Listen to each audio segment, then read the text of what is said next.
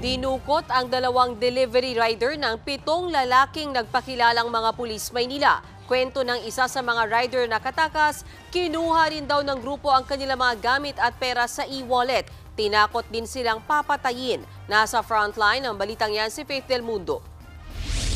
Pasado alas 3 ng hapon noong September 9, nagyoyosi sa kanto ng barangay Balik-Balik sa Sampaloc, Maynila ang delivery riders na sina Chester at Owen. Bigla silang sinugod at tinutukan ng baril ng 7 lalaking nakasibilyan. Nagpakilala raw silang mga pulis. Parehas pinusasan ng dalawa. Hinalughog din nila ang motorsiklo ni Owen. Isinakay sa itim na sasakyan si Chester habang sa pulang kotse naman si Owen. Bago tuluyang umalis, pinabura umano nila ang mga arrest video sa residenteng nagre-record. Kwento ni Chester, kinuha ng mga pulis ang kanilang gamit. Kabilang na ang mga motorsiklo ni Owen, ang kanilang cellphone, sing-sing at necklace. Pati raw laman ng e-wallet ni Chester hindi pinalampas. Pinabuksan po sa akin, kinuha po nila yung laman ng 9,000. 10 buwan ko pong inipon yan, ma'am, para po sa 1 taon ng anak ko, pero kinuha lang po nila. Binaklas din daw ng mga pulis ang plaka at conduction sticker ng ginamit na sasakyan. Sinundo po namin yung hepe nila sa headquarters, MPD.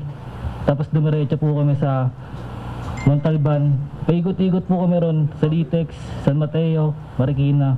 Sinasabi po nila sa amin na isa-salvage daw po nila kami. Makalipas umano ang halos 9 na oras, ikinulong si Owen sa Manila Police District at kinasuhan ng drug-related offense. Habang si Chester dinala ulit sa Sampaloc sa Maynila.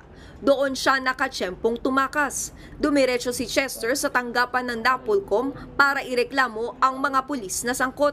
Kinumpirma naman ng Manila Police District na inaresto ang 2 rider dahil sa possession and delivery of drugs. Sila ay nakuna ng marijuana push at saka 112 na grams ng suspected shabu. Mariin naman niyang itinanggi ni Chester. Baka naman nagda-drugs ka? Hindi po, sir.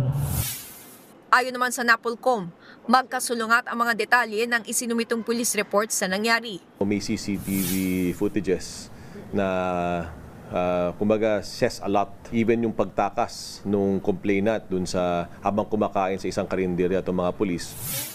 Sa kabilang banda, kinumpirma ng Napolcom na may mali sa proseso ng pag-aresto sa 2 rider, kabilang dito ang hindi pagbasa sa kanila ng Miranda rights. Patuloy ang investigasyon ng Napolcom sa kinwestyong pag-aresto. Habang gumugulong yan, ipinag-utos na ni Manila Mayor Isko Moreno ang pag-relieve sa MPD Drug Unit. Naharap na sa patong-patong na administrative case ang 7 pulis. Nagbabalita mula sa Frontline, Faith Del Mundo, News 5. Mga kapatid, Mean Los Baños po, huwag magpahuli sa mga balita at impormasyong dapat ninyong malaman. Para sa mas malawak na balitaan at diskusyon, mag-follow at mag-subscribe na sa social media pages ng News 5.